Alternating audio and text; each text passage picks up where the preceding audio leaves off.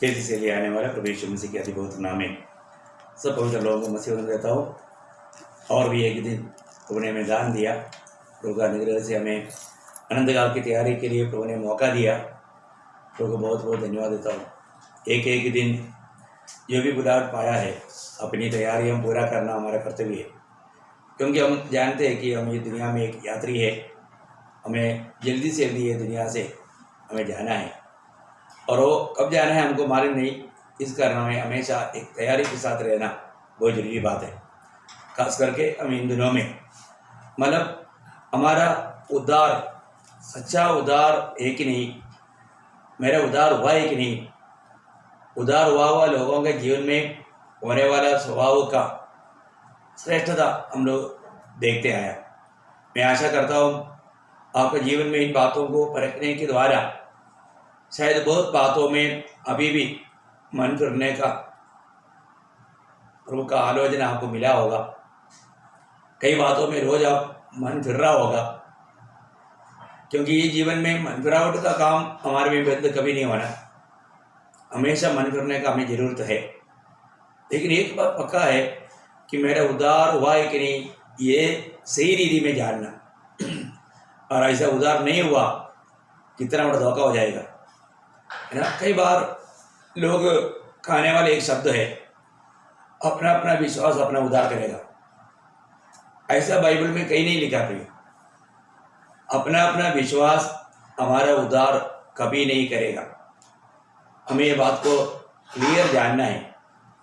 हमारा विश्वास को लेकर के कई बार लोग बाइबल में ऐसे लिखा है करके भी कहता है, ये एक झूठा कहना है।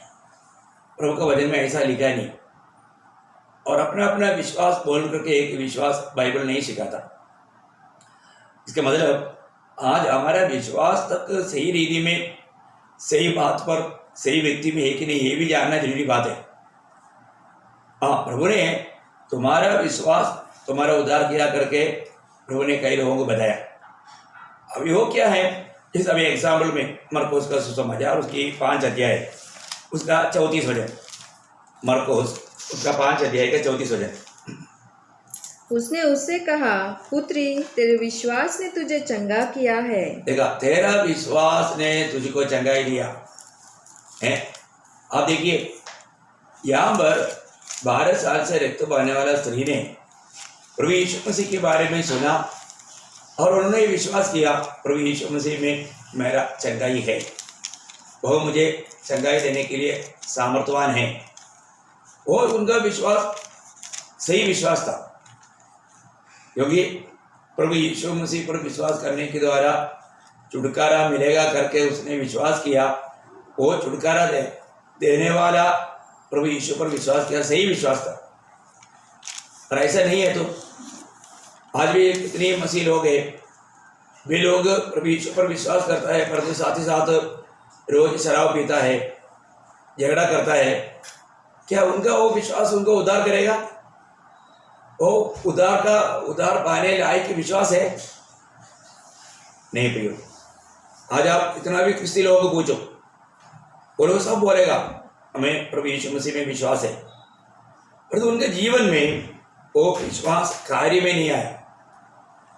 अभी ये स्त्री ने विश्वास किया तो क्या किया, वो विश्वास के अनुसार कदम बढ़ाया।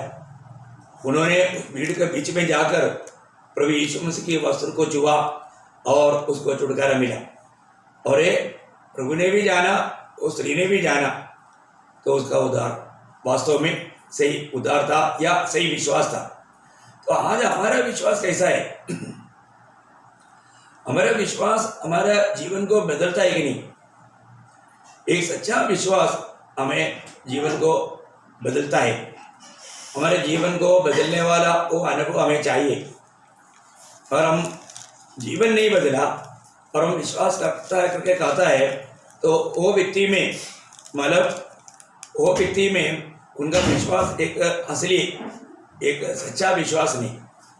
इसका मतलब आज हमारे जीवन में हम विश्वास करने से हमारे जीवन बदला है कि नहीं, ये जानना है।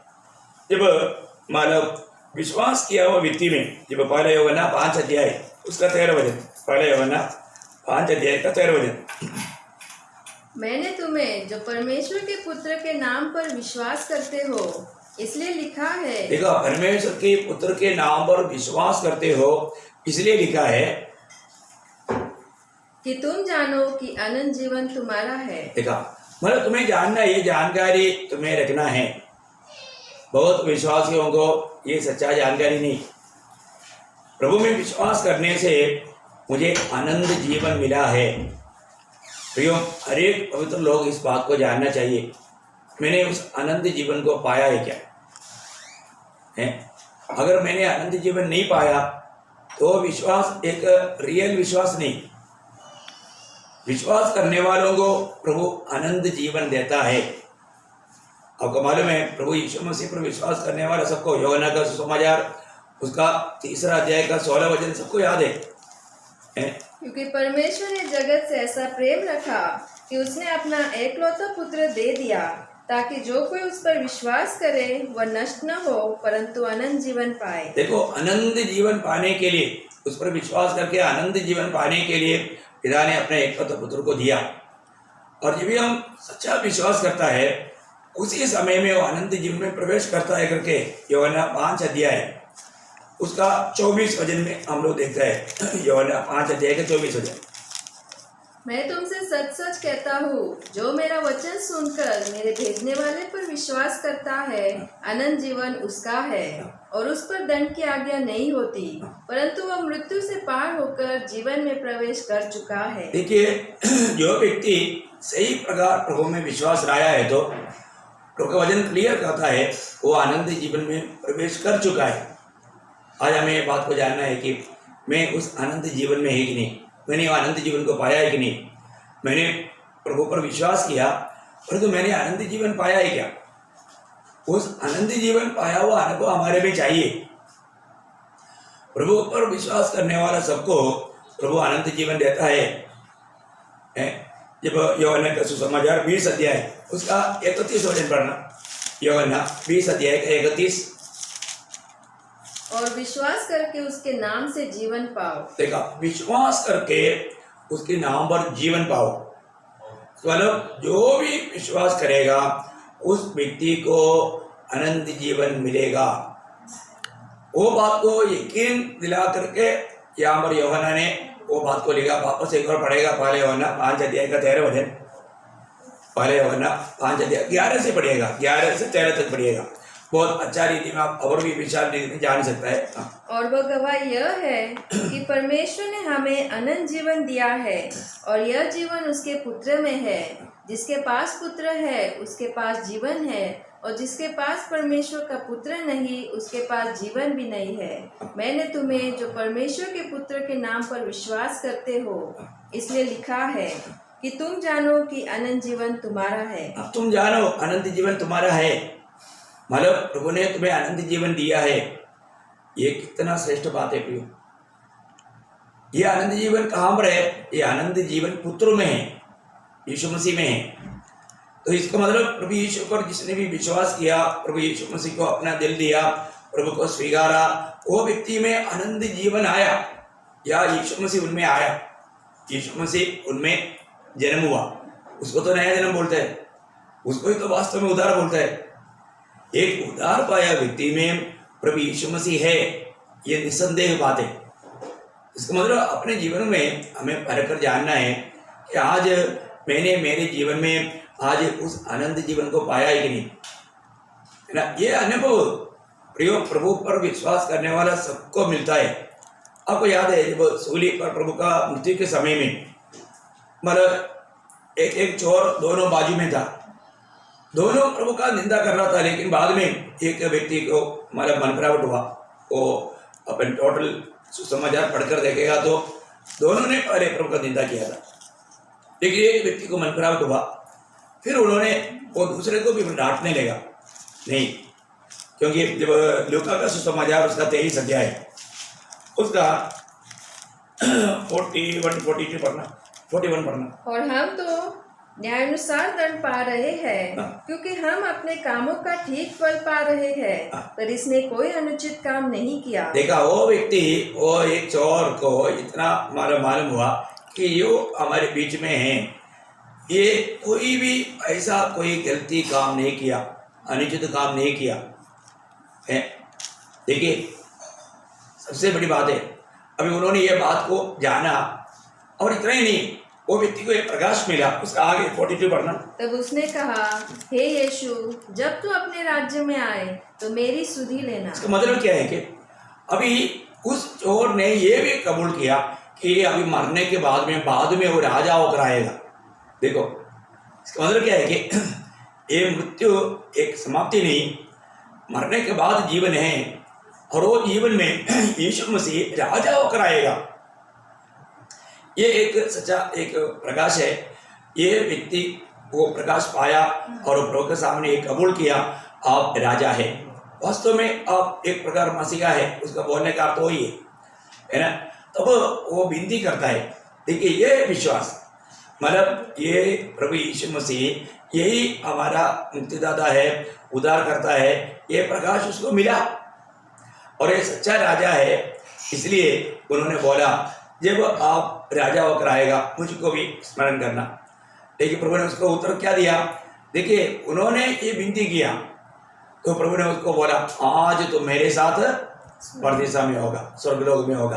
कितनी बड़ी बात है। मतलब उन्होंने जो विश्वास किया, वो विश्वास को उन्होंने कबूल किया। अब प्रभु ने उसको उत्तर दिया, आज तो मेरे साथ। प्रियो, आपने विश्वास करने के बाद में आप यीशु मसीह को अपना जीवन दिल दिया है क्या? आपने कबूल किया है क्या? कई बार कई लोग मीटिंग में आता है, हर एक मीटिंग में हाथ खड़ा करता है। मतलब जो भी प्रभु को चाहता है वो हाथ खड़ा कर बोलेगा। तो मैं ऐसा कई लोगों को देखा है, हर मीटिंग में मतलब वो हाथ खड़ा करता है। सवाल क्या है कि अभी तक उसको मालूम नहीं कि मेरे जीवन में प्रभु आकर के मेरा जीवन बदल गया, वो अनुभव नहीं, क्योंकि उन्होंने सच में उन्होंने मन नहीं फिरा।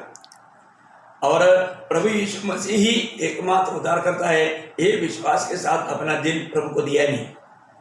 प्रियो, हमारे जीवन में ये बहुत जरूरी बात है। प्रभु यीशु मसीह ने चेलों को भेजने के समय में क्या कहा था? जब लूका का सुसमाचार उसका 24 अध्याय उसका 46-47। और उसने कहा, यो लिखा है कि मसीह दुख उठाएगा और तीसरे दिन मरे हुए में से जी उठेगा, और यरूशलेम से लेकर सब जातियों में मन फिराव का और पापों की क्षमा का प्रचार उसी के नाम से किया जाएगा। देखिए, मन फिराव और पाप क्षमा का प्रचार उसके नाम से किया जाएगा। मतलब प्रभु यीशु मसीह ये दुनिया में आकर के हमारे लिए दुख उड़ाया, बोलने का मतलब हमारा पाप की सजा प्रभु यीशु मसीह ने उठाया है, हमारे लिए वो मारा गया। यीशु मसीह की मृत्यु किसके लिए था? ये बात को तुझे प्रचार करना है, सारे जातियों को जाकर के ये बात बताना है। प्रभु यीशु मसीह हम पापियों के लिए उन्होंने दुख सगा, उन्होंने कष्ट उठाया, पाप का मजदूरी मृत्यु यीशु मसीह ने हमारे लिए उठाया, ये सबको बताना। इसलिए तुम लोग प्रभु यीशु पर विश्वास करके मन करो, प्रभु की ओर मुड़ो। हमने इससे पहले भी मन फिरावट के बारे में बहुत से बात देखा है। मन करने का अर्थ पूर्ण रूप में प्रभु की ओर मुड़ना है। प्रियो, हमें अपना बातों को मतलब एक अच्छा अवस्था का बताता हूँ। पहला थिस्सलुनीकियों पहला अध्याय का 9-10 वचन पढ़ना। पहला थिस्सलुनीकियों पहला अध्याय का 9-10। उधर का लोग जब प्रभु को ग्रहण किया, मन फिरा, उनका उद्धार हुआ, उन्होंने क्या किया करके वहां पर स्पष्ट लिखा है, क्योंकि वे आप ही हमारे विषय में बताते हैं कि तुम्हारे पास हमारा आना कैसा हुआ और तुम कैसे मूर्तों से परमेश्वर की ओर फिरे, ताकि जीवित और सच्चे परमेश्वर की सेवा करो। देखो कैसे तुम उस जीवित प्रभु की ओर फिरा। आगे, और उसके पुत्र के स्वर्ग पर से आने की बाट जोते रहो, जिसे उसने मरे हुओं में से जिलाया, अर्थात यीशु की, जो हमें आने वाले प्रकोप से बचाता है। वापस उधर पढ़ना एक 9 से। क्योंकि वे आप ही हमारे विषय में बताते हैं कि तुम्हारे पास हमारा आना कैसा हुआ और तुम कैसे मूर्तों से। देखा, पहले कई प्रकार का मूर्तियों का सेवा करना लोग थे, वो मूर्ति पूजा करते थे। कैसे उन मूर्ति पूजाओं से जीवित प्रभु की ओर फिरे, वो मन फिरा। प्रियो, बहुत बड़ी बात है, मन फिरावट सबसे बड़ी बात है। जब भी प्रभु का वचन आएगा, ये वचन के अनुसार उस सच्चाई पर विश्वास करके हमें मन फिरना है, पूर्ण रूप में प्रभु की ओर मोड़ना है। ये श्रेष्ठ बात है। ये अनुभव हर एक को चाहिए। हमारी अवस्था क्या था? हम लोग कई प्रकार भाव का गुलाम थे। अब हमारे में कुरिन्थ मंडली को लिखने के टाइम पर भी जब पहला कुरिन्थी 6 अध्याय उसका 11 वचन, पहला कुरिन्थी 6 अध्याय उसका 11 वचन, और तुम में से कितने ऐसे ही थे, परंतु तुम प्रभु यीशु मसीह के नाम से और हमारे परमेश्वर के आत्मा से धोए गए और पवित्र हुए और धर्मी ठहरे। देखिए हमारा उससे पहले 9-10 वचन में जो लिखा हुआ पापों में डूबे हुए लोग थे, परंतु उन लोगों ने उन पापों से मन फिरा, उन्होंने प्रभु यीशु मसीह के नाम पर विश्वास किया, उनका जीवन बदल गया। एक बड़ा अनोखा बात है। वही बात आम हमारे बारे में जब एफेसियों का पत्री उसका 2 अध्याय उसका 11-12 वचन में, क्योंकि प्रियो हम लोग कोई इसराइली नहीं था, यहूदी नहीं था, हम लोग सब जाति के लोग थे। हमारे लिए ये संदेश इतना मूल्यवान है ना। जब एफेसियों का पत्री 2 अध्याय का 11-12 वचन, इस कारण स्मरण करो कि तुम जो शारीरिक रीति से अन्य जाति हो और जो लोग शरीर में हाथ के किए हुए खतने से खतने वाले कहलाते हैं, वे तुमको खतना रहित कहते हैं। तुम लोग उस समय मसीह से अलग और इज़राइल की प्रजा के पद से अलग किए हुए और प्रतिज्ञा की वाचाओं के भागी न थे और आशाहीन थे और जगत में ईश्वर रहित थे। देखो हम लोग ऐसी अवस्था में था। चाहे हम लोग बहुत प्रकार का भक्ति करने वाले लोग थे, बहुत से देवी देवताओं को मानने वाले लोग थे, परंतु हम सच्चे जीवित परमेश्वर से हम दूर थे। परंतु प्रभु का सुसमाचार हमारे पास आया, हमने प्रभु यीशु मसीह पर विश्वास किया और वो विश्वास हमारे जीवन को बदल दिया। देखो ये बहुत अनोखी बात है। हमको ये बात को जानना है कि हमारा जीवन आज सही में मैंने उद्धार पाया है क्या? मेरा विश्वास सच्चा विश्वास है क्या? मैं आज भी उस विश्वास में चलता है कि नहीं? क्योंकि मसीह जीवन विश्वास से चलने वाला जीवन है। अगर हम सही प्रकार विश्वास किया है तो हमारा उद्धार पक्का है, हमारा नया जन्म सच्चा है। आज हमें प्रभु के साथ सही नाता है। प्रियो आप इन वचनों को सुनने के समय में आपका दिल क्या गवाही देता है? आज प्रभु की ओर मुड़ करके, प्रभु के साथ नाता जोड़ करके, प्रभु यीशु मसीह को अपना करके पाप क्षमा का अनुभव पा करके जीवन बिता पा रहा है कि नहीं, ये बात को हमें जानना जरूरी बात है। इसलिए हमने अगर आप देखिए, अगर आपको इस जीवन में इस उद्धार का अनुभव नहीं रहेगा, आपने सही विश्वास नहीं किया, क्या होगा? मैं आपको बोलता हूँ आज इतने क्रिस्ती लोग ऐसा बहुत बड़ा धोखा खाने जा रहे हैं, क्योंकि उन्होंने वो बोलता है कि हाँ यीशु मसीह हम तो क्रिस्ती है भाई, हमारा नाम सेबास्टियन है, हमारा नाम स्टीफन है, हमारा नाम जोसेफ है, नाम बोल करके घमंड करता है। कर दो उनके जीवन में उन्होंने प्रभु यीशु पर विश्वास करके नया जन्म पाया हुआ, पाप क्षमा पाया हुआ अनुभव नहीं, उनके जीवन बदला नहीं। प्रियो आपको इसलिए परखना है, मैंने वास्तव में प्रभु यीशु पर विश्वास किया तो वो विश्वास सही विश्वास है क्या? वो विश्वास मेरे जीवन में मेरे जीवन को बदला है कि नहीं?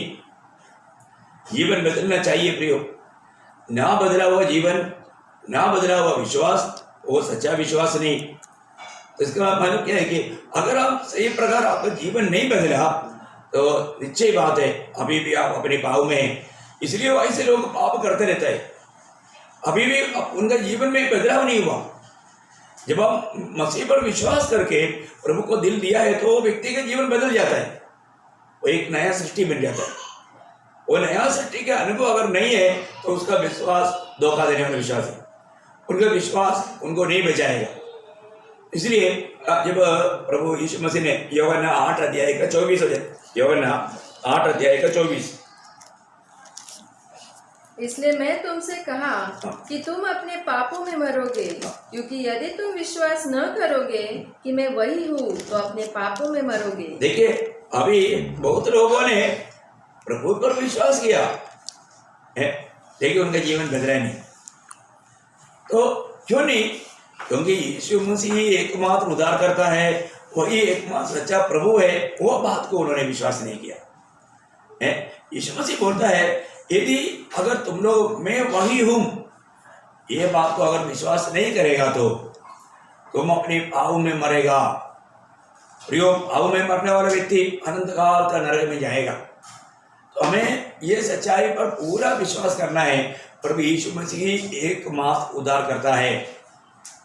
और मुझे पापी के लिए दुनिया में आकर के मेरे पापों के लिए कलवरी सूली पर मरा। मैं आपको बताना चाहता हूँ, अगर ये सारा संसार का लोग यदि धर्मी रहे और मैं एकमात्र पापी रहेगा तो प्रभु यीशु मसीह मेरे लिए ये दुनिया में आकर मरेगा। वो है प्रभु का प्यार।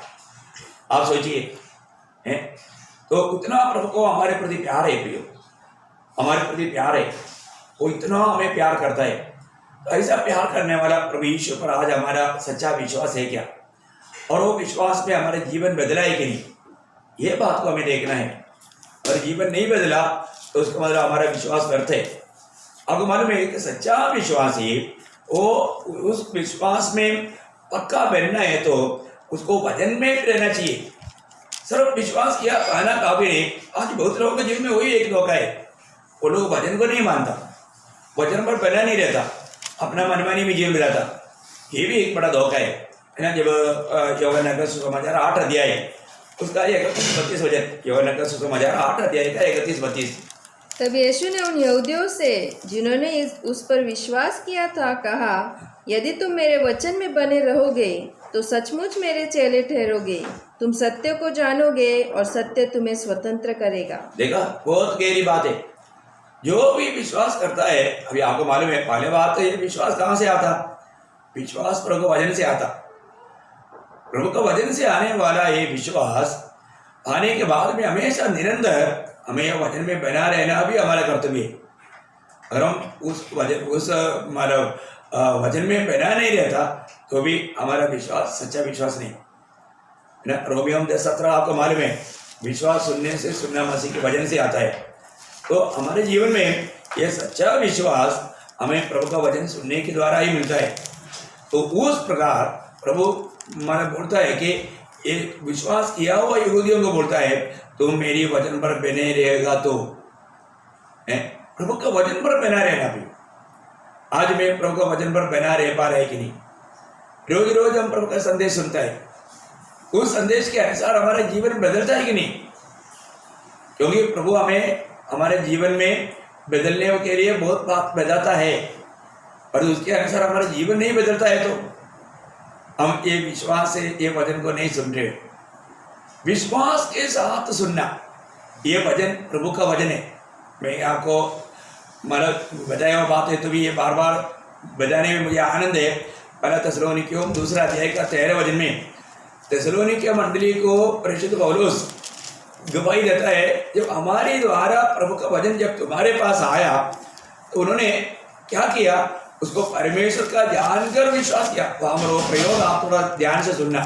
पहला थिस्सलुनीकियों 2 अध्याय का 13 वचन, परमेश्वर का सुसमाचार का वचन तुम्हारे पास पहुंचा तो तुमने उसे मनुष्य का नहीं परंतु परमेश्वर का वचन समझकर और सचमुच यह ऐसा ही है ग्रहण किया, और वह तुम विश्वासियों में जो विश्वास रखते हो, देखो तुम विश्वासियों में जो विश्वास रखती हो प्रभावशाली है, मतलब वो कार्य करता है। ये बात है। तो हमारे जीवन में हमें हर एक बातों में प्रभु के वचन, ये प्रभु का वचन सत्य वचन है। ये वचन में जो भी कहता है ऐसा ही होगा, ये बात पर पूरा विश्वास करना पड़ेगा, इसमें कभी संदेह नहीं करना। आज भी वचन पर संदेह करके लोग पाप करता है। एक विश्वासी को प्रभु का वचन में बना रहना जरूरी है। एक विश्वासी को इस वचन के आधार में चलना जरूरी है, क्योंकि आपको मालूम है कि आप कहीं भी जाएगा तो वहाँ पर अगर आप मतलब कहीं विजिटिंग के लिए गया, उधर उस जगह के बारे में समझाने के लिए कोई गाइड आपके साथ आता है। तो आज हमारे साथ एक गाइड है, वो प्रभु का वचन है। ये वचन जैसे आपको गाइड करेगा वैसे हमें ये दुनिया की यात्रा करना है। अरे वचन को अगर हम नहीं जानेगा, वचन को अगर नहीं मानेगा, वचन में बना नहीं रहेगा, वो एक विश्वास की यात्रा है ही नहीं। 119 के 105 आपको याद है, तेरा वचन मेरा भाव के लिए दीपक, मेरा मार्ग के लिए उजाला है। प्रियो, ये जीवन की यात्रा में हर एक बातों में प्रभु का वचन हमारा मार्ग के लिए दीपक है। हमारे पाप के लिए दीपक पावर के लिए उजियाला है, ये बहुत बड़ी बात है। हर काम हम प्रभु के वचन के आधार में करना, क्योंकि इस वचन सबसे बड़ी बात है कि ये वचन उसका मूल्य अगर हमने नहीं जाना तो हर काम में हर बात में हमें अपने आप को पूछना है कि मैं ये काम करने से पहले ये वचन क्या कहता है, ये जानने की जरूरत है। और नहीं जाना तो वहाँ पर भी अपन बहुत बड़ा धोखा खाएगा। इसलिए मैं हर एक पवित्र लोगों से बोलना चाहता हूँ, प्रियो, प्रभु के वचन के द्वारा इतना मतलब गहराई से आपको समझाने का अर्थ क्या है कि आप कोई भी प्रकार का धोखे में ना पड़े, क्योंकि अभी समय का अंत समय में कई रीति में गलत उपदेशक लोग आएगा, झूठा मतलब चिन्ह चमत्कार करने वाले लोग आएगा, झूठे मतलब प्रेषित लोग बोल करके लोग आएगा, ऐसा बहुत बातें हैं।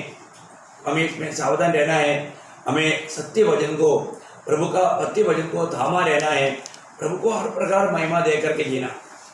तो हम लोग उदार पाए हुआ व्यक्ति के स्वभाव के बारे में इन दिनों में पढ़ रहा था, आपको याद होगा। तो हमने दो बात को देखा, एक उदार पाए हुआ व्यक्ति में उदार का आनंद रहेगा प्रियो हमारे जीवन में हमेशा, क्योंकि ये उदार के आनंद नष्ट नहीं होने वाला आनंद है, हमेशा बना रहने वाला आनंद है।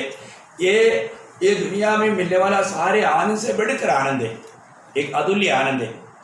इस आनंद आज हमारा जीवन में है कि नहीं, ये बात को परखना। उदार के आनंद का तुल्य कोई आनंद है ही नहीं।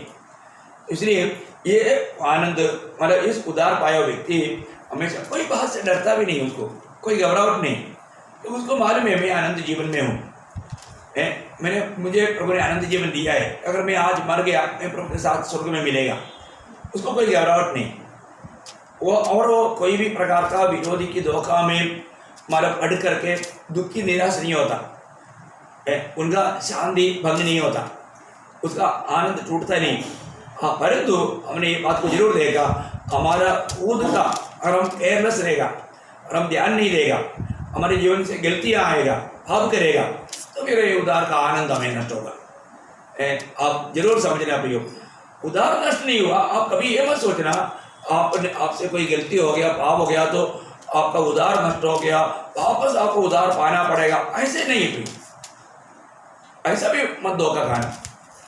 मतलब कई बार लोग ऐसा भी मतलब मुझे मालूम है, कई लोग तो पाप किया ना, चलो आओ अभी वापस डुबकी लो। अरे डुबकी लेने वाला बात है नहीं प्रियो, ये बार बार डुबकी लेने वाला, मुझे ऐसे भी कई लोग मिला है, मतलब वो कई जगह पर जाकर डुबकी लिया, उन्होंने सोचा कोई ना कोई अच्छा प्रभु के दास के हाथ के तले डुबकी लेगा तो मेरा उद्धार हो जाएगा। नहीं ना प्रियो, उद्धार पाए वाले लोगों के लिए बपतिस्मा है। ये बातें मैं आपको बहुत सरल डोमेन समझा दिया था।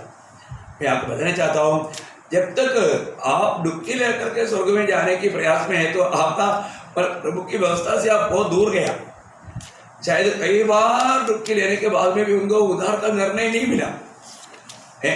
आप क्षमा पाया हुआ लोगों के लिए उद्धार पाए हुए लोगों के लिए बपतिस्मा है।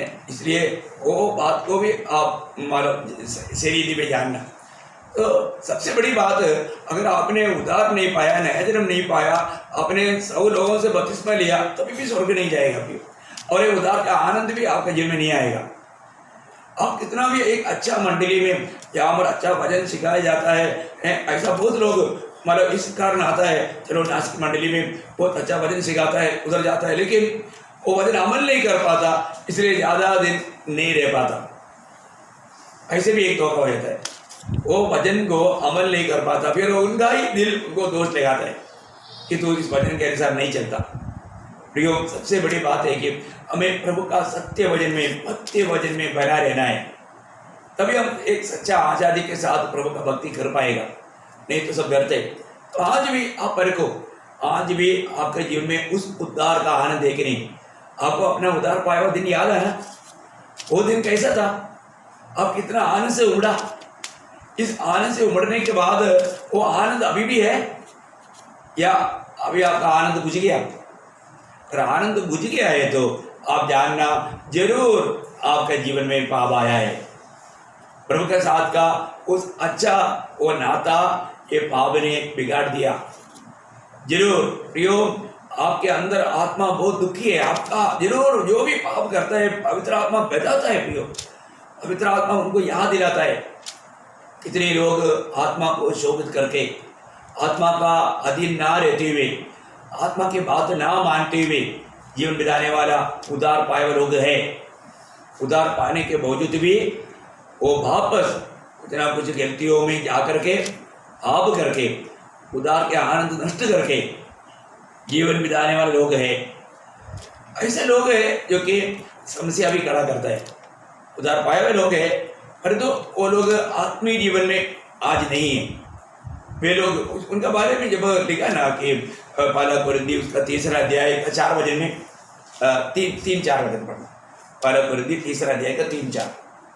क्योंकि अब तक शारीरिक हो, इसलिए कि जब तुम में डाह और झगड़ा है तो क्या तुम शारीरिक नहीं और क्या मनुष्य की रीति पर नहीं चलते? देखिए, उदार पाया हुआ जन होने के बावजूद भी अभी भी और लोगों की जैसा जीवन बिताने वाला उदार पाया हुआ लोग भी है। वो भी एक नुकसान की बात है और दूसरे के लिए एक ठोकर की बात भी है। प्रियो, हम उदार पाया हुआ लोग हैं तो निश्चय दुनिया की बातों से बहुत दूर रहना चाहिए। वो आगे एक विषय आता है, मैं इसलिए अभी डिटेल से नहीं बोलना चाहता हूँ, लेकिन एक बात जानना, आप जैसे प्रभु चाहता है ऐसा आपका जीवन में आत्मिक उन्नति पा रहा है क्या? सही प्रकार आज भी आप एक आत्मिक जन बन करके जी पा रहा है कि नहीं? पर जो यहाँ पर हम देखते हैं कि यहाँ पर भी डाग और कलह है, एक दूसरे के साथ अच्छा मेल मिलाव में नहीं रहता, तो वो व्यक्ति शारीरिक है। मतलब प्रभु की आत्मा पाया और जैसा वो समय के अनुसार बढ़ना चाहिए उनका बढ़ोतरी नहीं हुआ। तो आज भी आप देखिए, आप विश्वास में आकर इतना साल हुआ, आज इतना साल होने के बाद में जैसे आत्मीय में बढ़ना चाहिए, अभी 4-5 साल हो गया तो जरूर आपको दूसरों को अच्छी तरफ उनको मतलब सबक सिखाना चाहिए, प्रभु के बारे में अच्छी तरह बता करके उन आत्माओं को जीतना चाहिए। आप एक अच्छा फलदायी अनुभव में बना रहना चाहिए। आपका जीवन जरूर इतना एक आदर्शपूर्ण होना चाहिए।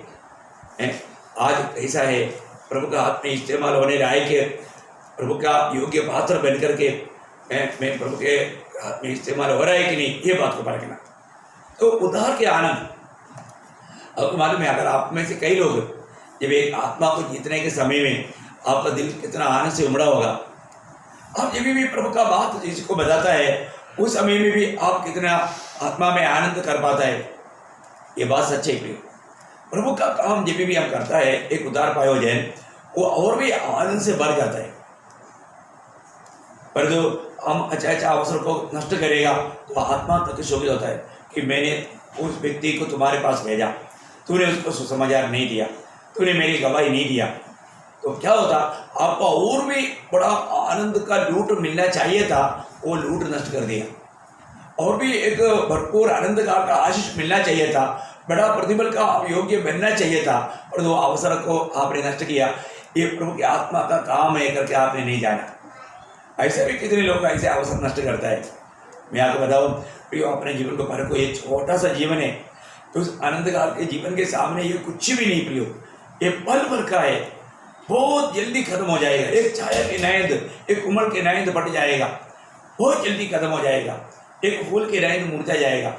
इसलिए प्रभु के सच्चा उदार के आनंद में हमेशा बना रहना, आनंद में बना रहता। दूसरा हमने देखा था वचन के प्रति उनका प्यास, वचन के प्रति उनका प्यास रोज रोज बढ़ते जाएगा।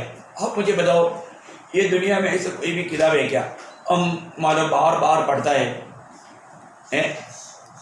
ये कोई भी किताब है, अगर आप 1-2 बार पढ़ने के बाद में फिर आपको तीसरा बार पढ़ने की इतना इच्छा नहीं होता।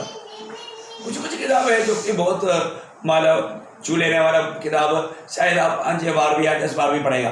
और मैं आपको बताऊँ, मैं अभी प्रभु का अनुग्रह से कम 36 साल से मैं वचन को इतना भूख और प्यास के साथ पढ़ रहा हूँ।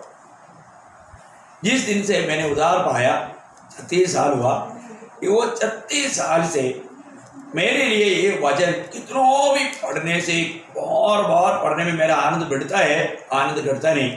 ओ मैंने पढ़ा है, अभी क्या पढ़ने का, ऐसा दिल में एक विचार भावना कभी नहीं आया। फिर आपका दिल में ऐसे हुआ है क्या? अपने जीवन को परखो। आज प्रभु के वचन को पढ़ने के प्रति ये वचन को प्राप्त करने के प्रति, ये वचन को जानने के प्रति, ये वचन को मानने के प्रति आपका उत्साह कैसा है? एक उदार पाया व्यक्ति को वचन के प्रति जरूर भूख प्यास रहेगा। अगर सही भूख प्यास नहीं है तो आप जानना आप सही प्रकार का आप उदार के अनुभव में नहीं हो।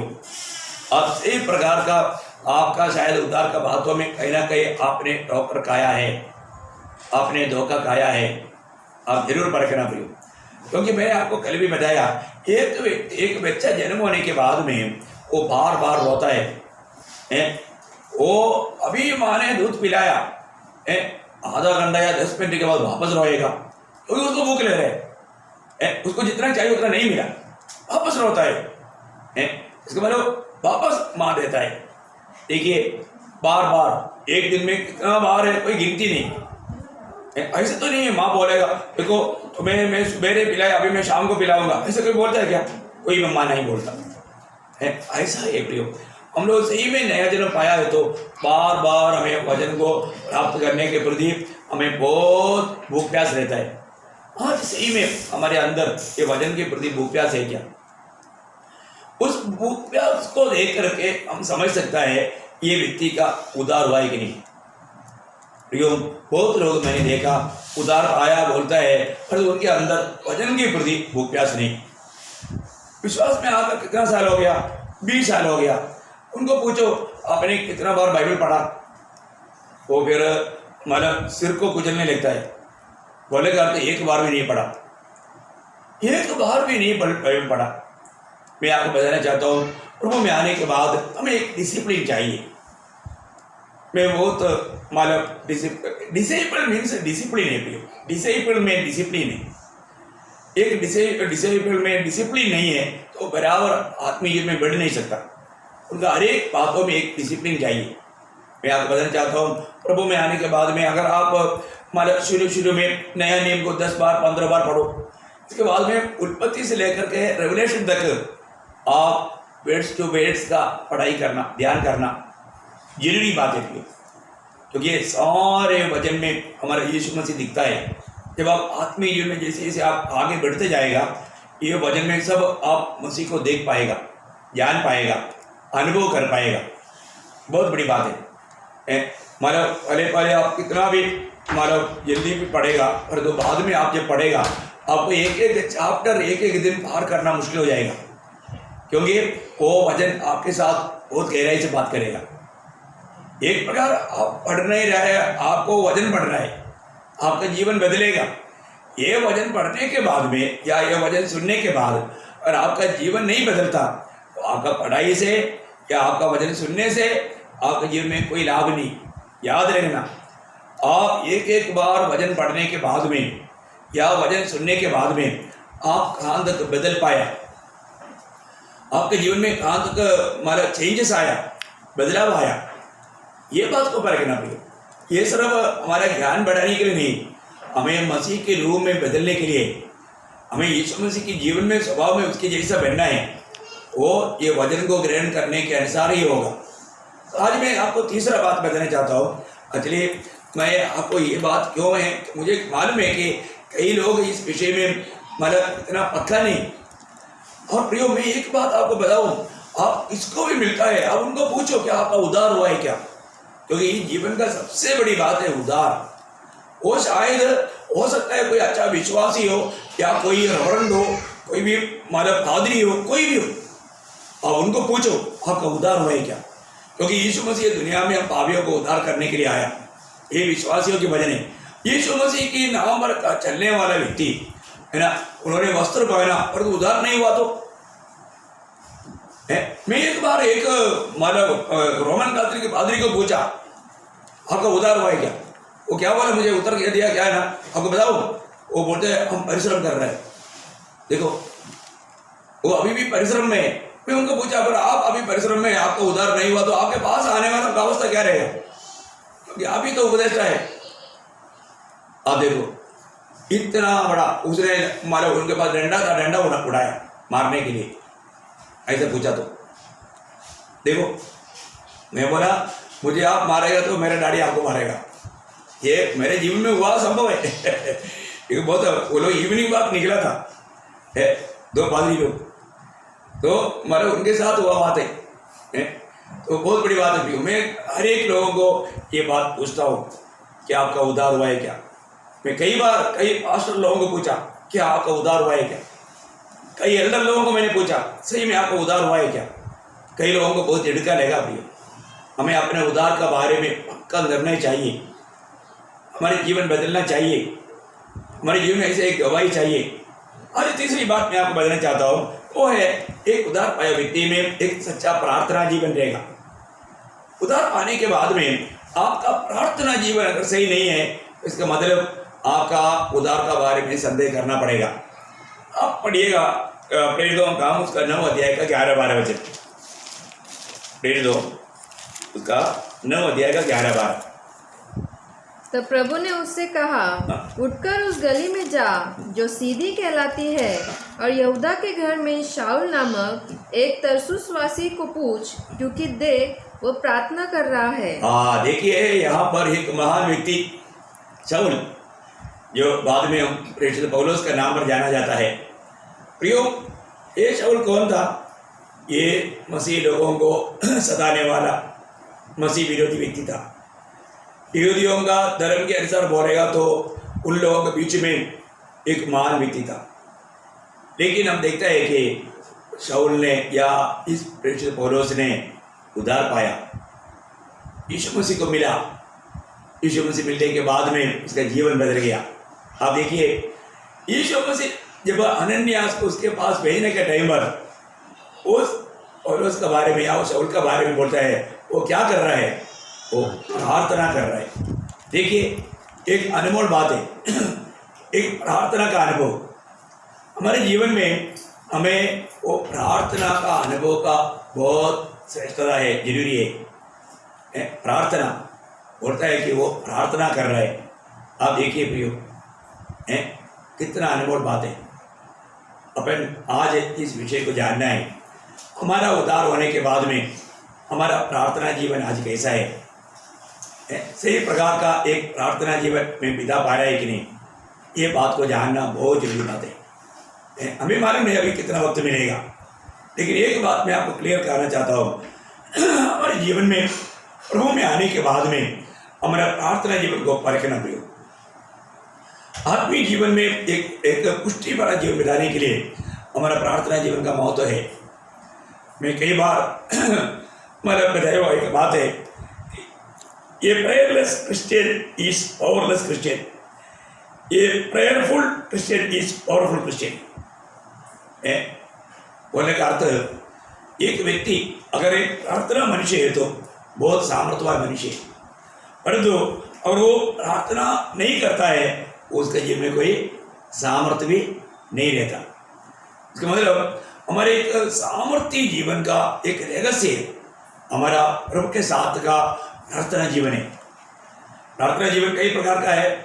हमारा पर्सनल प्रेयर है, हमारा फैमिली प्रेयर है ना, मंडली के साथ का प्रेयर है ना। इस प्रकार का प्रेयर से बढ़ करके हमारे एकदम एक सीक्रेट प्रेयर लाइफ, एकदम एक गुप्त प्रार्थना जीवन है ना, वो इन सारे बातों से बढ़कर अधिश्रेष्ठ है।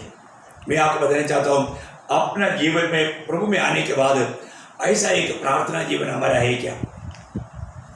यीशु मसीह हमारे लिए बहुत बड़ा आदर्श है। हमने बहुत बार देखा यीशु मसीह अर्ली मॉर्निंग उठ करके प्रार्थना में जाते थे। मैं आपको ये बात क्यों बताना चाहता हूँ प्रियो, प्रभु ने हमें आदर्श देकर गया है ना। मरकोस का सुसमाचार 1 अध्याय का 35 वचन। भोर को दिन निकलने से बहुत पहले वो उठकर निकला और एक जंगली स्थान में गया और वहाँ प्रार्थना करने लगा। देखिए मतलब अर्ली मॉर्निंग, आज भी मैं आपको बताना चाहता हूँ, आज भी कितने लोग हैं सुबेरे उठने वाला उनका स्वभाव नहीं। प्रियो एक बात मैं आपको बताऊँ, आपको आत्मीय जीवन में कंगाल बना करके, आपको कमजोर करके विरोधी आपको फाड़ डालना चाहता है। अगर आप एक सामर्थ्यशाली पवित्र जीवन बिताना चाहते हैं, एक मसीह जीवन बिताना चाहता है, प्रियो मैं आपको हाथ जोड़कर नम्र विनती करता हूँ, रोज सवेरे उठो सवेरे उठ करके अपने प्रभु के सामने घुटना टेको और प्रभु के साथ बातें करो, प्रार्थना करो प्रिय, प्रार्थना करो। प्रार्थना के लिए और भी लघु होना जरूरी बात है। आज भी कई बार कई लोगों को मतलब पूछता है कि आपने सवेरे प्रार्थना किया क्या? नहीं, शाम को करेगा। जैसे अभी सवेरे बाइबल पढ़ा है क्या? नहीं पढ़ा, शाम को। ये सब शाम को मतलब सारे काम करके तक करके पढ़ने के टाइम पर भी नींद आएगा, प्रार्थना करने के टाइम पर भी नींद आएगा और एक झूठा तसल्ली, मैंने प्रार्थना किया, मैंने बाइबल पढ़ा। प्रियो, एक सच्चा विश्वासी कभी भी ऐसा नहीं करेगा। उसका जीवन में अगला स्थान प्रभु को देगा, प्रभु का वचन को देगा। और ऐसा अनुभव नहीं है, अभी भी आपका उद्धार का बारे में संदेह करना पड़ेगा। आप देखो प्रियो, अपना मैंने उद्धार पाया है तो मुझे इसमें कितना आनंद होना चाहिए, प्रभु का खोज में लगा रहने के लिए कितना उत्साह चाहिए। एक बात मैं आपको बताना चाहता हूँ, आज भी बहुत से लोगों के जीवन में शैतान धोखा दे रहा है। देखिए प्रियो, हम लोग ये दुनिया में हम लोग परदेशी है और मतलब इब्रानियों 11:38 आपको मालूम है, ये दुनिया उनके लिए योग्य नहीं था। किन के लिए? जो भी प्रभु में बुलाहट पाया था। प्रभु में बुलाहट पाए हुए लोगों के लिए दुनिया योग्य नहीं। ऐसा है तो प्रियो, जब उनके लिए योग्य नहीं था, आज का पीढ़ी का हमारे लिए कैसे योग्य बनेगा? हम दुनिया की चाल ना चले प्रियो। दुनिया के लोग सवेरे 8 बजे 10 बजे तक मतलब सोता होगा, सोने दो, पर हम प्रभु के जन है ना। आपको मालूम है, इसराइल लोगों को मन्ना पाने के लिए सवेरे उठकर ढूंढना पड़ता और धूप निकलता, वो मन्ना नहीं मिलता। तो इसलिए हमें सवेरे उठ करके प्रभु का वचन को प्राप्त करना, प्रार्थना में लेकर के और भी अधिक सामर्थ्य पाना, रोज रोज प्रियो हमें आत्मा में बढ़ते जाना, ये सब हमें सवेरे उस तैयारी करना है। और तो आप देरी से उठने वाला स्वभाव रहेगा तो मैं पिछले दिन में एक बार आप एक संदेश दिया था आलसी व्यक्ति के बारे में। स्वर्ग का दृष्टि में अगर आप आलसी बने, कितना दुख की बात है। हम लोग जैसे जब लॉकडाउन से पहले अपना मालो विपुल वो अगले प्रभु में आने से पहले 9 बजे 10 बजे तक सोने वाला एक रिकॉर्ड है, ऐसे सोने वाला व्यक्ति था। पर तो प्रभु में आने के बाद ऐसा नहीं। मैं आपको बताना चाहता हूँ, 5:30 बजे हमको सवेरे जाना है करके बोलेगा तो वो 5:15 बजे इधर आएगा। अब देखो, अब इतना दूर यात्रा करके तैयारी करके जीवन कैसे बदल गया। देखो कितना अनोखी बात है प्रिय। मुझे इतना आनंद हुआ कि मतलब इतना उत्साह के साथ वो आखिरी तक वो उत्साह बना रहना चाहिए। अभी बहुत लोग दिखावा के लिए करता है, लोगों के सामने वो अच्छा दिखाता है। प्रियो, ये जीवन में हमें बराबर चलते रहना, क्योंकि हमें देखने वाला प्रभु है। हम लोगों को खुश करने के लिए कुछ भी काम किया तो क्या लाभ है? हमारा जीवन प्रभु का दृष्टि में है। मेरा उठना, मेरा सारे काम सब देखने वाला प्रभु, उसको प्रसन्न करके मुझे जीवन बिताना है। इसलिए मैं आपको बहुत नम्र विनती करता हूँ, रोज प्रियो सवेरे उठो। मैं आपको सबको गवाही दे दी, आपको सबको मालूम है। मेरे साथ अपना भाई जॉन ब्रदर रहता था। कल मेरे साथ बात करने अजय ब्रदर बोल रहा था कि जॉन ब्रदर हमारा उनको फ़ोन किया और वो सवेरे प्रभु का खेती में जाता है सेवा के लिए। सवेरे 5:30 बजे प्रेयर है तो उसका मतलब उसको कितना बजे उठना पड़ेगा, तैयारी करना पड़ेगा। और मुझे मालूम है, मेरे साथ वो भाई 2 साल इधर अपने साथ रहा है। और जब भी मैं 3 बजे प्रेयर रूम में जाता था तो उसका रूम से मैं क्रॉस करके जाता था तो वो एकदम मेरा आवाज़ सुनते ही वो भी उठता था, तुरंत प्रेयर में घुटना टेकता था। और कभी कभी मैं जाने के टाइम पर वो प्रेयर में मिलता था, मुझे बहुत आनंद हुआ।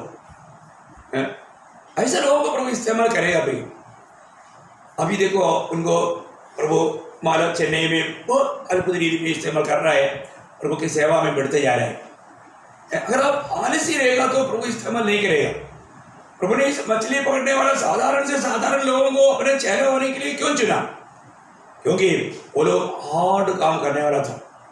वो लोगों को कुछ हर भी हुआ वो निराश नहीं होता था, है ना। एक दिन कुछ भी मछली नहीं मिला, वो चलो अभी मैं मछली पकड़ने नहीं जाऊंगा, ऐसे नहीं बोलता। दूसरे दिन जाएगा, तीसरे दिन जाएगा, ये 3 दिन भी नहीं मिला तो 4वां दिन जाएगा वो।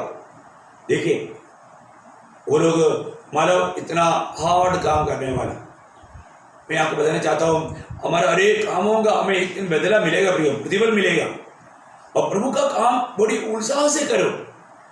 और आत्मा पाया लोगों को आत्मा जरूर जगाता है प्रियो। मैं आपको बताना चाहता हूँ, आप आत्मा का अधीन हो जाओ।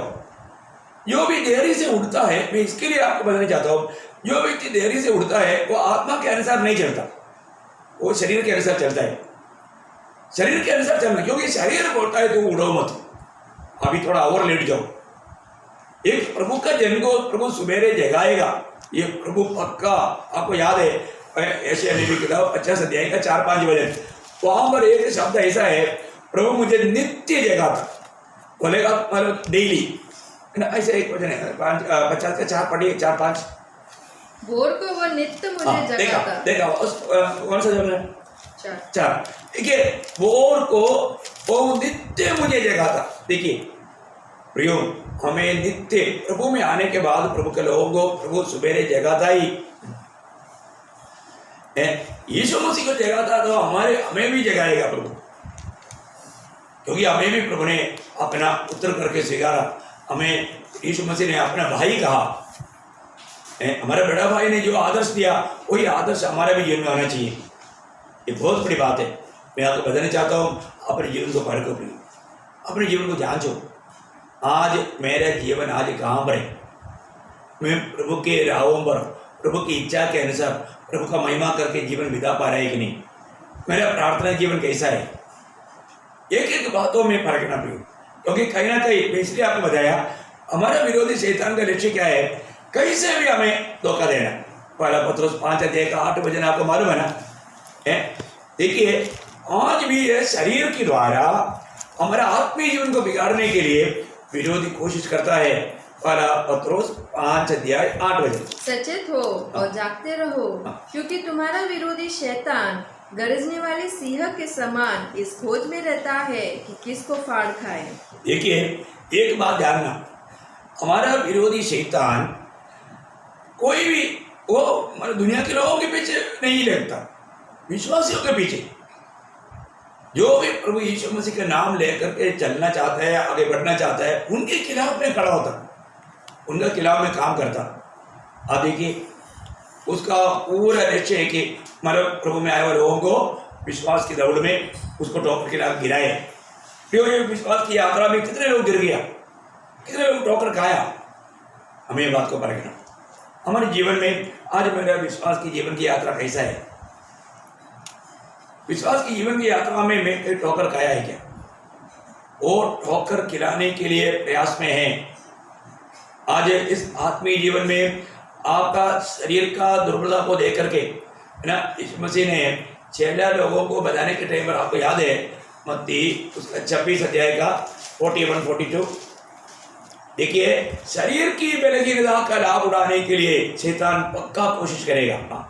जागते रहो और प्रार्थना करते रहो कि तुम परीक्षा में न पड़ो। आत्मा तो तैयार है, आत्मा तैयार है, परंतु शरीर दुर्बल है। शरीर दुर्बल है। शरीर की दुर्बलता का लाभ उड़ा करके, क्योंकि अभी तक हम शरीर में हैं, हम उद्धार पाया, हमारा आत्मा का उद्धार हो गया है, ये बात हमने क्लियर अच्छी तरह जाना।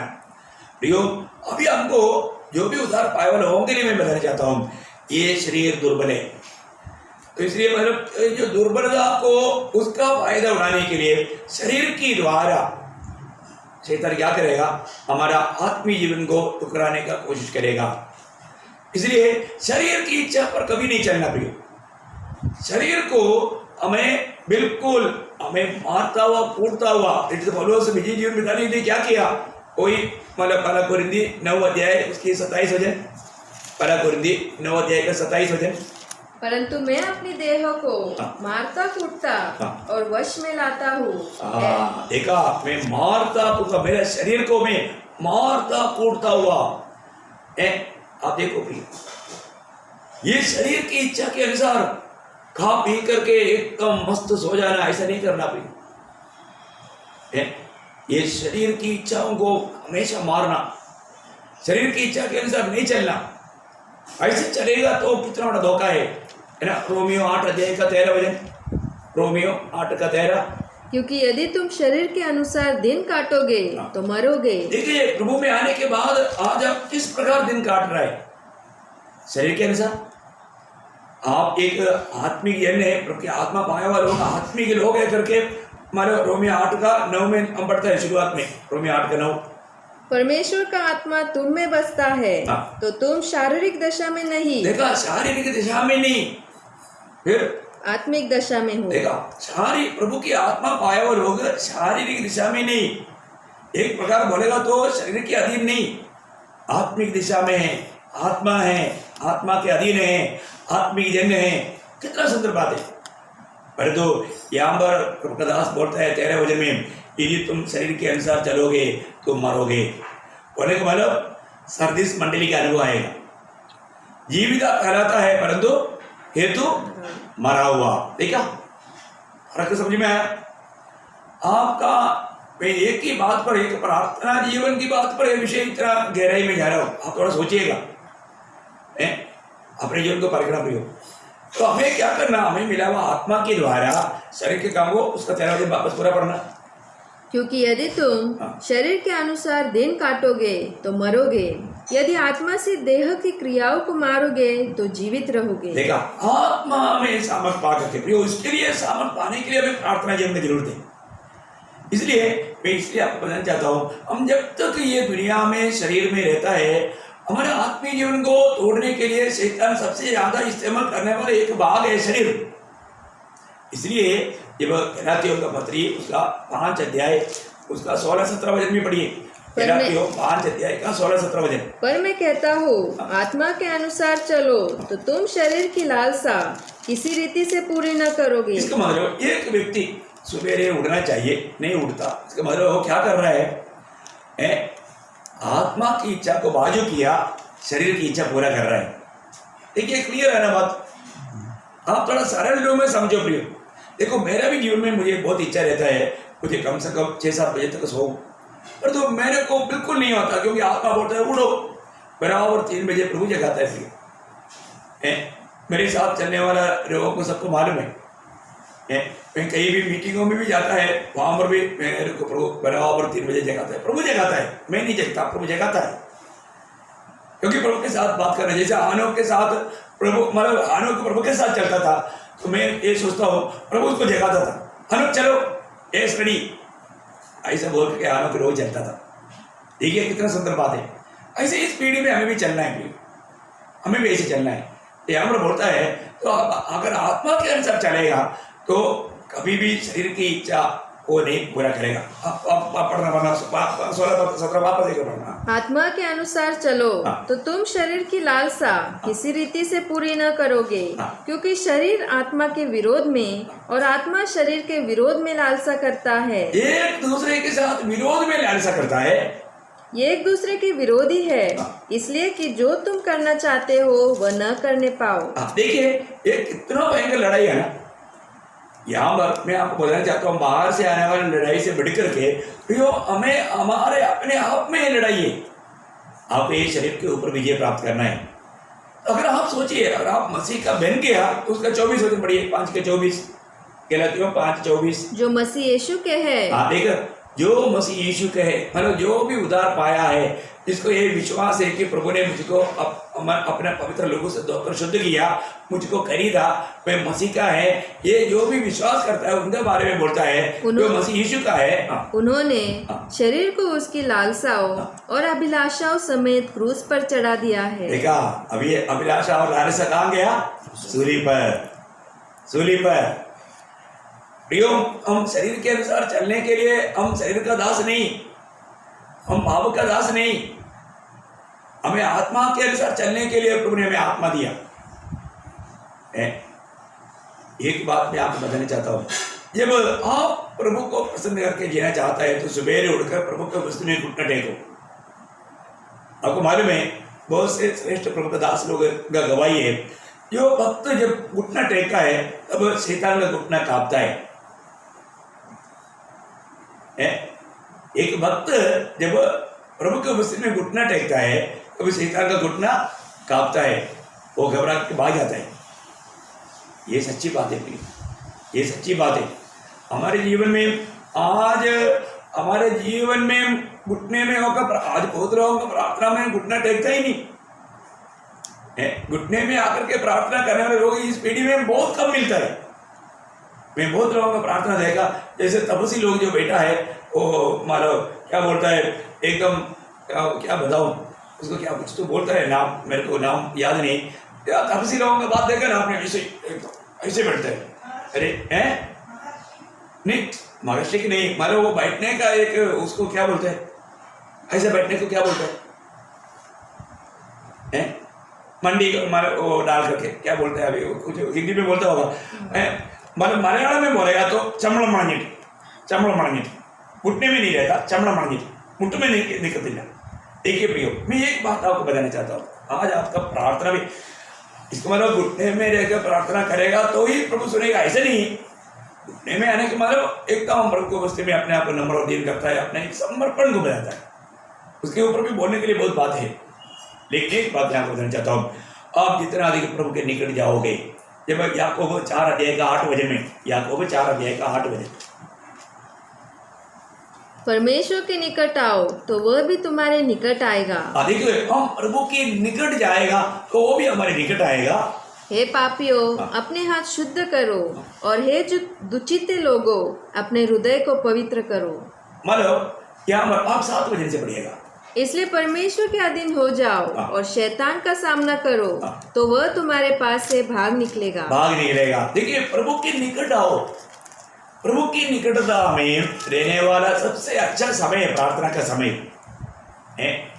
प्रार्थना का समय सबसे अच्छा समय है। आपको मालूम है, हम लोग कभी भी हमारा सीओ के साथ कोई भी बात करने के टाइम पर कोई अर्जेंट भी हमको मिलने के लिए आने वाला दूर रुकेगा, क्योंकि भाभी वो सीओ के साथ बात कर रहा है, कमांडिंग ऑफिसर के साथ बात कर रहा है, उधर निश्चित नहीं जा सकता। ऐसे है तो सर्वशक्तिमान महान परमेश्वर के साथ वो हमारे पिता है, वो पिता के साथ हमारा बात होने के टाइम पर कौन आ सकता? नहीं आ सकता भी। ये सच में एक बहुत बड़ा एक अनोखा अनुभव है। आपका प्रार्थना का समय सबसे मूल्यवान समय है। मैं आपको बोलना चाहता हूँ, एक बड़ा प्रचारक बनने से बढ़कर मैं एक प्रार्थना मनुष्य बनना चाहता हूँ। प्रचारकों का प्रचार सुन करके कई लोगों का दिल में मनपरावट हो सकता है, लेकिन एक सच्चा भक्त जब घुटना टेकेगा, स्वर्ग का सिंहासन तक हिल जाता है। स्वर्ग का सिंहासन को हिलाने वाला बात है भक्त का प्रार्थना। उसके लिए बहुत दृष्टांत हम बाइबल में देखते हैं। मैं आपको बताना चाहता हूँ प्रियो, प्रार्थना जीवन सबसे इंपॉर्टेंट है। इसलिए प्रभु ने नया नियम का मंडली को प्रार्थना जीवन का एक बड़ा जिम्मेवारी दिया। हमें प्रार्थना में कैसा जीवन बिताना चाहिए, 1-2-3 वचन बता करके मैं जल्दी खत्म करूंगा। कोलोसियों का पत्र उसका 4 का दूसरा वचन, कोलोसियों 4 का दूसरा वचन। प्रार्थना में लगे रहो। देखो, प्रार्थना में लगे रहो, एक आज्ञा है हमारे लिए, प्रार्थना में लगे रहो। प्रियो, सही में इवन बात पत्रोस भी कहता है, पहला पत्रोस 4 का 7 वचन। पहला पत्रोस, हमें इन दिनों में ज्यादा से ज्यादा प्रार्थना करना चाहिए। उसका कारण क्या है? सब बातों का अंत तुरंत होने वाला है। सब बातों का अंत तुरंत होने वाला है, इसलिए संयमी होकर प्रार्थना के लिए सचेत रहो। देखा, प्रार्थना के लिए सचेत रहो। मैं आपको बताना चाहता हूँ कि हमें प्रार्थना में सचेत होना है। हर एक बातों का अंत तुरंत होने वाला है, इसलिए हमें प्रार्थना में सचेत रहना। प्रार्थना के द्वारा ही आने वाला बातों को पार कर पाएगा। वो यीशु मसीह ने भी बोला, आपको याद है, लूका 21 का 36 वचन, लूका 21 का 36। मैं इन वचनों को बार बार क्यों बोलते हैं? क्योंकि ये वचन सत्य है, उसके अनुसार हमारे जीवन बिताना है, नहीं तो हम डूब जाएगा, नष्ट हो जाएगा, धोखा खाएगा, लज्जित हो जाएगा। आप पढ़िए। इसलिए जागते रहो और हर समय प्रार्थना करते रहो कि तुम इन सब आने वाली घटनाओं से बचने और मनुष्य के पुत्र के सामने खड़े होने के योग्य बनो। देखा, प्रभु के सामने खड़ा होने के लिए, योग्य बनने के लिए भी हमें निरंतर प्रार्थना करने की जरूरत है। प्रियो, यीशु मसीह ने बताया, पत्रोस ने बताया। अभी स्वर्गीय पिता का हमारे प्रति एक इच्छा में बोल करके मैं संदेश खत्म करूंगा। अभी ये बात बोलने से खत्म नहीं होता प्रियो, मेरा दिल तो जीवन का नदी बह रहा है। मैं कितना भी आपको बोलूँ तो वो रुकता नहीं है ना। जब पहला थिस्सलुनीकियों 5 उसकी 16, 17, 18 वचन हमारे प्रति प्रभु यीशु मसीह में पिता की इच्छा है ये तीनों बात हमारे जीवन में रोज हर पल होना चाहिए। आप इस बात को ध्यान से सुनिएगा। सदा आनंदित रहो। देखो सदा आनंदित रहो, वो तो उतार के आनंद में हमने देख ही लिया। सदा आनंदित रहना है प्रियो। हाँ, निरंतर प्रार्थना में लगे रहो। देखो निरंतर प्रार्थना में लगे रहना, निरंतर प्रार्थना में लगे रहना। हाँ, हर बात में धन्यवाद करो। हर बात में धन्यवाद देना। देखो क्योंकि हम प्रभु को महिमा देना है। जो धन्यवाद करता है प्रभु का महिमा करता है, तो हम हर बात में धन्यवाद देना। हाँ, क्योंकि तुम्हारे लिए हाँ। मसीह यीशु में परमेश्वर की यही इच्छा है। देखा, परमेश्वर की इच्छा है प्रियो, प्रभु की इच्छा है। अगर आप निरंतर प्रार्थना नहीं करता तो आप प्रभु की इच्छा से बाहर जाता। प्रभु बोलेगा देखो मेरी इच्छा था वो मेरे साथ बात करे, लेकिन मेरे से बात ही नहीं करता, मेरी आलोचना ही नहीं लेता, मैं जो कहना चाहता है वो सुनता नहीं और वो मेरे से भी बोलता नहीं। प्रभु का दिल को दुख देने वाला ना बनो प्रियो, है ना। एक नया जन्म पाया व्यक्ति को बार बार वो अपना स्वर्गीय पिता से बात करने में उसको अच्छा लगता है। मेरे जीवन में अच्छा लगता है मुझे, मैं आपको क्लियर बोल सकता हूँ। मेरे को थोड़ा भी समय मिल गया तो तुरंत मैं आकर के प्रभु को मस्ती में घुटना टेक प्रभु के साथ बात करता हूँ, नहीं तो बाइबल खोल के बाइबल को पढ़ता हूँ, पढ़ने के टाइम पर प्रभु बात करता है। लेकिन इस रीति में एक जीवन, और ये मेरा दिल का बहुत बड़ा चाहत था कि मैं ज़्यादा से ज़्यादा समय प्रभु के साथ प्रार्थना में और वचन ध्यान में रहूं, और प्रभु ने मेरा वो इच्छा को भी इन दिनों में पूरा करके दिया। मैं विश्वास करता हूँ मेरे पवित्र भाई बहनों, आप लोग ये बात को बहुत सीरियसली लेना। एक दिखावा का भक्ति नहीं करना प्रभु, हमारे दिल को जांचने वाला परखने वाला प्रभु का दृष्टि में एक निष्कलंक और पवित्र, एक सच्चा हमारे प्रभु को प्रसन्न करने वाला एक जीवन प्रियो हमारे जीवन में एक के नीचे लगाओ। यीशु मसीह एक आखिर में मेरे को आत्मा एकदम बोल रहा है ना, तो आप कैसे ना बोलूँ, है ना। जब 73 का 28 क्या आना का वजन है। हाँ साहब कहता है एक वजन, कितने आपके आप में से कितने लोग ये अच्छा लगेगा मुझे नहीं मालूम, ये वजन ध्यान से सुनना। परंतु परमेश्वर के समीप रहना यही मेरे लिए भला है। देखो आपके लिए भला करके आप बोल पाएंगे, आप मुझे बताना है आप बोलो प्रभु के निकट रहना मेरे लिए भला है करके। ये तो वजन आशा आपने वजन में ये लिखा है, तो मैं तो आपको बताऊं इससे बढ़ करके अच्छा अवस्था क्या है प्रियो। प्रभु के निकट रहना आपको अच्छा लगता है क्या आपको थोड़ा और समय सोना अच्छा लगता है? ये दुनियादारी की बात अच्छा लगता है प्रियो? ये नाशमान दुनिया में शरीर से मिलने वाला पल भर का सुखों के पीछे अनंत काल का बड़े बड़े आशीषदायी प्रतिफलों को, जो अविनाशी चीज़ों को नष्ट ना करे। मैं आपको प्रभु में प्रोत्साहन करना चाहता हूँ, आप लोग कोई धोखा ना खाए प्रियो। एक सच्चा प्रार्थना जीवन, एक उदार पाया व्यक्ति प्रेषित पौलुस हम देखता है जैसे प्रभु को पाया उस समय से उनका प्रार्थना जीवन शुरू हो गया। अब हमारे में और मंडली के बारे में वो बोझ लेकर प्रार्थना करता था, बार बार वो गवाही देता है मैं तुम्हें ये भी स्मरण करता हूँ, मैं तुम सबके लिए प्रार्थना करता हूँ। क्या अनोखा बात है, बोझ के साथ वो प्रार्थना करता है प्रियो। प्रार्थना का शुरू बनना, प्रार्थना में कभी भी कमजोर नहीं होना, प्रार्थना को नहीं छोड़ना, प्रार्थना में अधिक लेवलिन होते जाओ। आखिरी समय में प्रार्थना में लेवलिन होने वाले लोगों को बहुत कम मिलेगा। एक झूठा तसल्ली के लिए एक पट्टी के रूप में प्रार्थना ना करें प्रियो।